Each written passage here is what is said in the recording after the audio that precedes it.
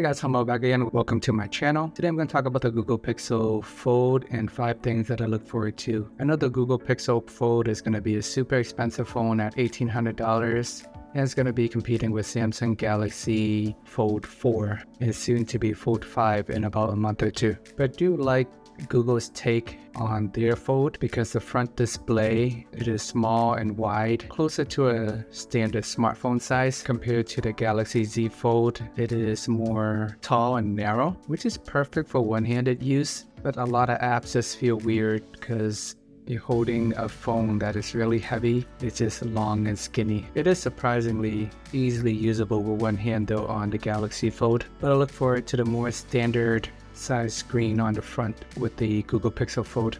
Next thing I look forward to is just having a larger display in my pocket. The Google 7a has been fun so far, but it's just kind of like any other regular boring smartphone. So look forward to trying something new compared to just the standard rectangular chocolate bar shaped phone that has a touchscreen. I remember enjoying the Fold a lot when I was using it. It is super fun every time you open it up. It feels like a new experience, a bit more immersive with a larger display. In a way, it actually makes me want to watch more videos and play games just because it is a larger display. Third thing I look forward to is just the build quality. It is going to be thinner and lighter than the Galaxy Z Fold. The Z Fold, when I was using it, it always feels like I have a brick in my hand, and it basically is like me carrying two phones at the same time to slap together. I know the Pixel is going to be a little bit lighter, but I'm curious to see what it is like in real life and actually holding it in my hands. And I do like the Google Pixel Fold. Actually fold better than the Galaxy Fold. In some of the renders that we've seen, it is a flat fold. So everything appears to be symmetrical, no weird pyramid shape with a little gap fold like the Galaxy Z4. I'm always a fan of symmetry and things looking beautiful. Google haven't always been known for their design, but kudos to them for getting it done here with the beautiful looking fold that is flat and symmetrical. And like I mentioned before, I have used Samsung Galaxy Z Fold 3 and 4 in the past with One UI and all that. I just look forward to seeing how Google implement their version of just having the vanilla stock Android experience on it. I know Samsung like to have a bunch of flashy cool features and all that stuff built in, and I just want to see Google's take on it. Hopefully they do add some more features on it as well and make it not too bare bones. And a couple more bonuses on things to look forward to. Next is the battery life.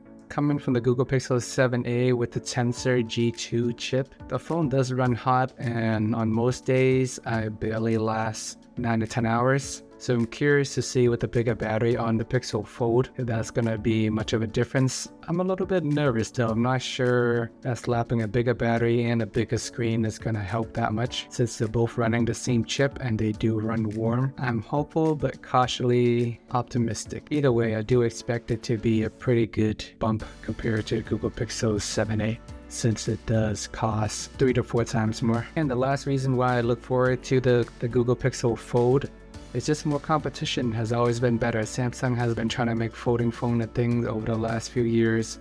Between Samsung and Apple, there's Oppo, a bunch of those other companies out there trying to make folding phone. It's nice to see that Google is entering the picture. Wouldn't surprise me if Apple makes a folding phone in another year or two. And OnePlus is rumored to have another folding phone come out this year. So whether you guys like it or not, folding phone is happening. And more competition is just always better. More options means that prices can eventually come down. And even the Motorola Razr, they are releasing a budget version of their flipping phone this year, so I really look forward to that. For the most part, all these folding and flipping phones has been more than $1,000, although there hasn't been an announced date for the budget Razr phone. It is rumored to be anywhere from $800, so that's pretty exciting. It is slowly but surely getting there to the point where most normal consumers can afford it. It's not cheap by any means, but you know, Rome is not built in a day, so I just appreciate the fact that Google is jumping into the folding game. And just in general, I do like the idea of folding phones. When it is closed, you can just use it like a regular phone. And if you want a tablet experience, you just open it up. And I think that is the perfect combo because I don't want to have to open my phone every single time I want to use it.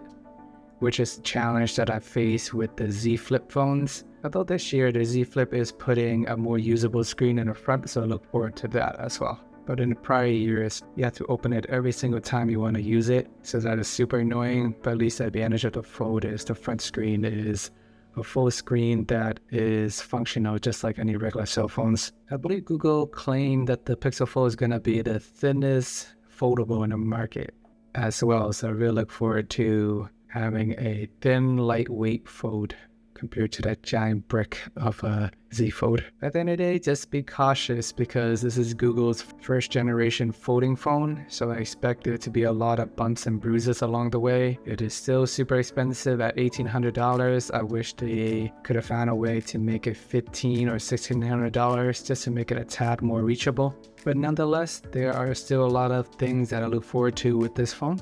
Hope you guys found this video to be helpful. Please remember to like and subscribe. I will keep you updated as soon as I get the phone in a few weeks. If you have any questions or topics that you want me to cover, be sure to leave them in the comments below.